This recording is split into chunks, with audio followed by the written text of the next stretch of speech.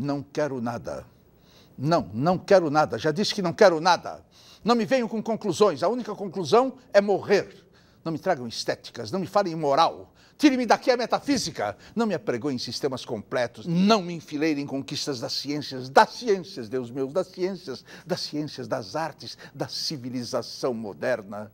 Que mal fiz eu aos deuses todos. Se tem a verdade, guardem-na. Eu sou um técnico, mas tenho técnica só dentro da técnica. Fora disso, eu sou doido, com todo direito a sê-lo, viram? Não me massem, por amor de Deus. Queriam-me casado, fútil, cotidiano, tributável. Queriam-me o contrário disto, o contrário de qualquer coisa. Se eu fosse outra pessoa, fazia-lhes a todos à vontade. Assim como sou, tenham paciência. Vão para o diabo sem mim, ou deixem-me ir sozinho para o diabo. Para que havemos de ir juntos? Não me peguem no braço. Não me peguem no braço, eu não gosto que me peguem no braço. Eu quero ser sozinho. Eu já disse que sou sozinho. Ah, que maçada quererem que eu seja da companhia. Deixe-me em paz, deixe-me em paz. Eu não tardo, que eu nunca tardo. E enquanto tarda o abismo e o silêncio, eu quero estar sozinho.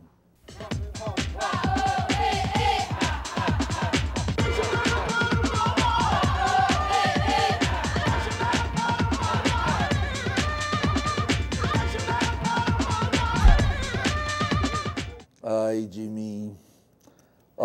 de mim, precisa sempre um gemido grego para começar esse programa. Provocações de novo. Atenção, hein? Atenção. Vejam essa frase. É claro que o mal existe. O que talvez a gente possa pôr em dúvida é se existe o bem. Frase de um filósofo pernambucano, professor de teologia, filho de pai militar católico e de mãe judia, mas não praticantes. Estudou o papel da religião na literatura de Dostoiévski, escreveu a respeito. É claro que com esse mix religioso em torno, tinha de escrever também sobre Kafka, escreveu. E menos acadêmico e mais informal, escreve também sua coluna no jornal Folha de São Paulo. Aliás, dizem que, de bom humor, é desses capazes de escrever que Jesus Cristo era um cabra macho. Vamos ver se ele fala como escreve. Ele é Luiz Felipe Pondé. Luiz Felipe Pondé. O homem é uma experiência que não deu certo? Acho que não dá para dizer, porque a gente não sabe o final da história do homem. Mas eu acho que, sem dúvida nenhuma, há um risco de não dar certo. Como é que você definiria o homem? O homem e mulher juntos, no sentido de espécie? Aproveite. Eu acho assim, que é um tipo de animal que carrega o cadáver nas costas a vida inteira. Porque sabe mais do que deve e menos do que precisa. Repete. Eu acho que uma forma de compreender a condição do homem, o que é o homem, é pensá-lo como um animal que carrega o cadáver nas costas o tempo inteiro. Porque a gente sabe da morte, tem consciência da finitude, e eu imagino que isso deve ter sido um estresse enorme para nossos ancestrais. E dá para aproveitar a vida pensando nisso? Então, eu acho que a gente não pensa nisso o tempo inteiro, ou quando pensa, o afeto não vem à consciência o tempo inteiro. Entendeu? É uma razão de otimismo isso. A vida é uma causa perdida, então? Então, aí que está. Eu acho que não dá para dizer que seja plenamente uma causa perdida, mas eu acho que pensar que talvez seja pode ser muito pedagógico. A felicidade é uma ideia velha? Acho que sim. Acha? Tira o achismo. Velha. Sabe que isso é vício de professor que estuda muito, né? Fica o tempo inteiro, sabe esse papo de ciência? Tende a ser, provavelmente, não sei o quê. Mas o professor sabe da Clarice Lispector que pergunta, afinal, ser feliz para conseguir o quê? Viver mais, ser mais feliz, sei lá. Agora, uma pergunta simples. O que é a vida? Olha, eu acho que a vida é um acidente da matéria, se não existir Deus nenhum. A consciência é uma tentativa de resolver esse acidente da matéria. E a vida, no caso do ser humano, é você ficar o tempo inteiro buscando significado para enfrentar a possibilidade de que seja um acidente da matéria. Que é um professor, hein? Os alunos ouvem isso e saem pensando o quê? Com essa provocação didática não ao ponto de entender brechtianamente o que você fala.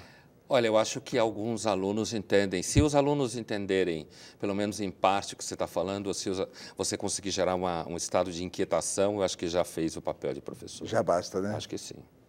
Você é dos que consideram o suicídio uma indignidade moral? O suicídio com raciocínio à la Dostoiévski, por exemplo, à la O Sonho de um Homem Ridículo, né? Um suicídio daquele tipo, nessa chave, eu acho que o suicídio como ato de liberdade, o suicídio como a construção de que você é mais corajoso e melhor do que os outros, eu não acho que é uma indignidade moral, eu só acho que é uma bobagem mesmo. Então vamos à poesia. Fazes falta, ó sombra fútil chamada gente, ninguém faz falta. Sem ti tudo correrá sem ti. Serás lembrado apenas 2 vezes, quando faz anos que nasceste e quando faz anos que morreste, e mais nada, absolutamente mais nada. Pessoa, a culpa é necessária, Pondé? Eu acho que sim, é necessária, porque, primeiro, uma pessoa que nunca sente culpa, pelo menos quando eu tive chance de conviver, ou acho que todo mundo, quando tem chance de conviver com alguém que não sente culpa, está perto de conviver com um monstro. Eu acho que a culpa é um dos elementos fundamentais de qualquer experiência moral. Eu não acredito em experiência moral sem culpa. Acho que é uma mentira. Pergunta de Anatole France. Como pensar que as ideias religiosas são essencialmente moralizadoras se a história dos povos cristãos é feita de guerras, de matanças e de suplícios? Eu responderia talvez com o próprio Dostoiévski.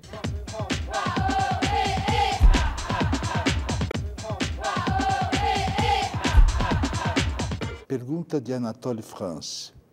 Como pensar que as ideias religiosas são essencialmente moralizadoras se a história dos povos cristãos é feita de guerras, de matanças e de suplícios? Eu responderia talvez com o próprio Dostoiévski, com O Sonho do Homem Ridículo, quando ele conta nessa história que o personagem, o Homem Ridículo, vai para aquele paraíso lá e ele se sente meio entediado, se sente meio mal, e à medida que aquele paraíso vai virando um inferno, ele descobre que ele consegue amar aquelas pessoas, porque justamente eles percebem que elas estão sofrendo. Então eu penso que a experiência moral e o amor só sobrevive num lugar onde tem sofrimento e mal. E o Celso Frateschi está fazendo O Homem Ridículo. Eu já assisti ele fazendo. O problema humano é mais do que apenas político e social? Sim. O problema humano, me parece, antes de tudo, moral. E eu acho que um dos grandes engodos da abordagem moderna, grosso modo, do século XVIII para cá, é a tentativa de resolver tudo no plano político. Quando você tenta resolver tudo no plano político, ou você vira um fascista sempre, ou você é, no mínimo, mentiroso.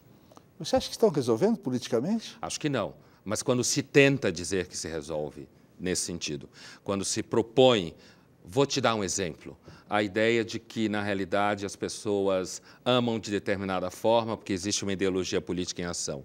A ideia de que as relações entre pais e filhos são de determinada forma porque existe uma política em ação.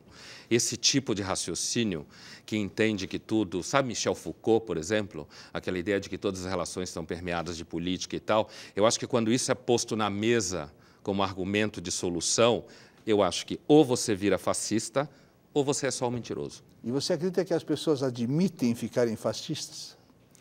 Muito difícil. Eu acho que... São e não dizem e não sabem. Sim, meio que isso, assim. Principalmente, eu sinto o cheiro de fascismo quando pessoas tentam fazer o mundo melhor, ou tentam consertar o ser humano, ou são muito preocupadas com a saúde. Ou seja, você está provocando de uma forma dizendo que o mundo é fascista. Eu acho que isso é um instinto, quase que um viés no nosso comportamento. A TV Cultura pode partir da manhã em diante, fazer uma pesquisa. Se quiser que eu faça, eu tenho condições, eu tenho personalidade para isso, eu tenho educação, eu tenho moral e conheço a maioria do pessoal daqui. Eu garanto e afirmo e assinto embaixo que não tem mais do que 5% de preto na rua pedindo auxílio para os outros. Não quero descredenciar os brancos, que todo mundo tem um direito, mas faz uma pesquisa com toda firmeza, se tiver mais do que 5 pretos na rua, eu quero que me leva para forca. Eu não sou preto, mas me leva, eu, Aparecido Pedro Santo Mineiro. E minha identidade está aqui, pode tirar o número da minha identidade, pode levar para qualquer lugar. Mas não existe mais do que 5 pretos na rua, 100%, não tem 5. O ser humano é agonia? Eu prefiro pensá-lo como agonia do que pensá-lo como um animal para a saúde. A barbárie tem o rosto humano. Ah, antes de tudo, humano. A modernidade é uma filha ilegítima do conservadorismo. Eu acho que a modernidade é, antes de tudo, uma filha ilegítima da tradição cristã. Fala um pouco mais sobre isso. A grande parte dos valores que animam a modernidade na sua visão utópica, na sua visão de solução de problemas, é, na realidade, uma herança direta da ética do cristianismo, do amar ao próximo, do ser solidário, do pensar no grupo, nesse sentido. Então, grande parte da ética secularizada que domina o cenário moderno tem a sua raiz no cristianismo. E aí, me parece, muitas vezes, que os homens modernos, eles têm uma relação com o cristianismo assim, que é uma relação do tipo, eu odeio meu pai, mas no fundo eu sei que sou filho dele. Jornalista tem ética? Eu acho que jornalista tem ética como todo mundo e sofre e tem uma situação de trincheira muito mais radical, porque jornalista tem poder. Todo mundo que tem poder tem estresse ético. E, nesse sentido, eu não acho que o jornalista não tem ética. Isso sem entrar numa discussão sobre ética, hein? Porque se a gente for definir ética aqui, talvez a gente produza umas 5 definições, do ponto de vista da história da filosofia. Mas, falando assim de chofre, eu diria que, no caso do jornalista, é um drama maior, porque o jornalista tem poder. E você acredita que os jornalistas do Brasil atuam com essa ética? Eu acho que, às vezes, sim, a maior parte do tempo. Me parece que, apesar de que se discute muito ética em termos de jornalismo, me parece que o jornalismo é muito mais dominado, pelo menos até hoje, por uma certa formação de que o jornalista seria o braço armado da democracia e da consciência. Então, nesse sentido, quando você é formado dessa forma, você acaba pensando que a ética é seu esqueleto. Você não precisa nem preocupar, você respira eticamente. Se você acha que você é o braço armado da liberdade. É um poder paralelo? Ah, sim. Às vezes nem tão paralelo, sim. O talento é que cada um nasce com um. Ou para cozinhar, ou para arrumar, ou para escrever, ou para falar, ou para pensar, ou para olhar, né? O cara tem uns bons olhos, ou tem uns olhos bonitos, né? Agora, o talento é uma coisa, eu não sei, acho que todo mundo tem o seu. Ou você prefere uma vida pensada ou essa vida vivida?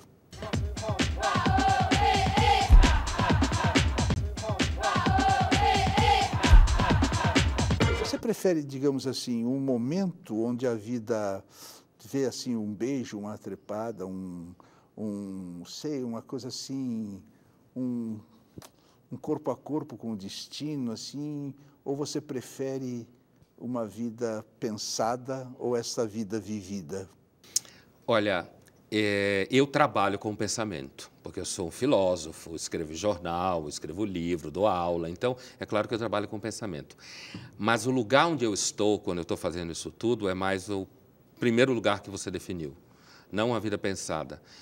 Para mim, a vida é muito mais o beijo, a trepada e um filho doente. A vida vivida. Sim. Um momento. O que é hoje a biotecnologia para a Igreja Católica? A biotecnologia para a Igreja Católica é um pesadelo que traz à tona o tempo inteiro a condição adâmica de querer estar no lugar de Deus. Meu Deus, que provocação, hein? Eu sou uma menininha com um negocinho rosa na cabeça. O capitalismo já sabe quanto vai lucrar a biotecnologia? Eu acho que não dá para saber o quanto vai lucrar, mas a ideia de que aqueles que são a favor das pesquisas biotecnológicas, de que o que está em jogo é simplesmente uma fronteira da saúde humana, eu acho que aí é um pensamento de uma menina com uma coisinha cor-de-rosa na cabeça. Quer dizer, a biotecnologia e a pressão para a liberação dela seguramente vem armada de um enorme interesse do capital. Mas curioso, você concorda então, digamos assim, que o mundo está um pouco deteriorado, qualquer lugar que se olha ele fica feio, que o governo, a religião, a indústria sempre tem medo um pouco da inteligência, prefere ficar com os miseráveis, que sabem que os miseráveis não vão resolver tão logo as coisas deles, né? Então, a estupidez dos arquitetos, a estupidez dos jornalistas, a estupidez dos intelectuais, a nossa estupidez, tudo deixa o mundo meio como um cenário para o teatro, né? O cenário do mundo, o mundo é o cenário para o teatro, um teatro onde todos nos odiamos e certamente somos tantos que vamos nos atirar num abismo, certamente, né? Eu acho assim, eu acho que o mundo sempre foi feio. Eu acho que, na realidade, a beleza, a bondade, a generosidade são maravilhosas exceções. E quando elas acontecem, qualquer pessoa que já viu isso sente como se estivesse diante de um milagre. Você chora? Sim. Por quê? Eu choro, às vezes, de saudade de pessoas que eu não vi mais, eu choro de saudade de situações e eu choro, normalmente, quando eu tenho a impressão que eu estou diante de um milagre, assim. Quando o mundo quebra sua ordem miserável. Ou seja, quase nunca. Raramente. Tá. Você chora diante da beleza? Sim. Você é um chorão. Quase nunca, mas sim. Bento XVI teria sido uma tentativa da Igreja Católica de ficar up-to-date com a era Bush?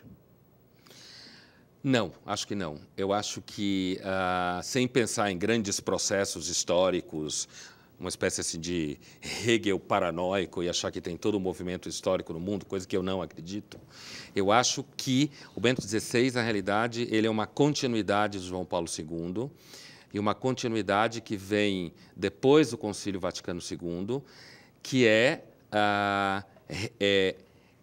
reequilibrar o processo de modernização na Igreja, no sentido de fazer críticas à posição moderna. Mas nem chegam aos pés de João XXIII. João XXIII é alguém que está numa outra posição, no início do olhar que a Igreja dá para a modernidade, e que se pergunta, a gente não tem que abrir as janelas da Igreja? Né? Deixar o ar entrar. O próximo Papa haverá de ser negro como Barack Obama? Olha... Essa risada é provocadora. É porque, normalmente, as pessoas que estudam muito a história da Igreja e tal, costumam dizer assim, olha, a Igreja você nunca prevê. Você nunca prevê porque a Igreja... Primeiro, é meio que a única instituição que tem 2000 anos, mais ou menos, funcionando. Ou seja... É absolutamente previsível. Não. É previsível, se assim, prevê tudo na Igreja. Mas a gente erra muitas vezes, porque assim, quando veio João Paulo II, em 78, 79, se você fosse avaliar pelo andar da carruagem, você ia achar que talvez a Igreja continuava no seu movimento de convergência com a modernização. E quando você está diante de uma instituição que tem 2000 anos e que ela se vê diante da eternidade, você é desse tamanho diante de uma instituição como essa. É só falar em camisinha, em aborto, essas coisas que eles estão absolutamente certos que eles deveriam atuar, não querem atuar. Não querem atuar fazendo o aborto ou não querem atuar vendendo camisinha? Porque assim, se você pega o caso da camisinha, por exemplo, é que o discurso da Igreja acaba sempre sendo um discurso que mescla uma idealização gigantesca do ser humano. Veja, o que seria ideal para combater a AIDS do ponto de vista da idealização? Antes de tudo, seria você casar virgem, né? Você nunca ser infiel no seu relacionamento, e aí a camisinha seria quase desnecessária.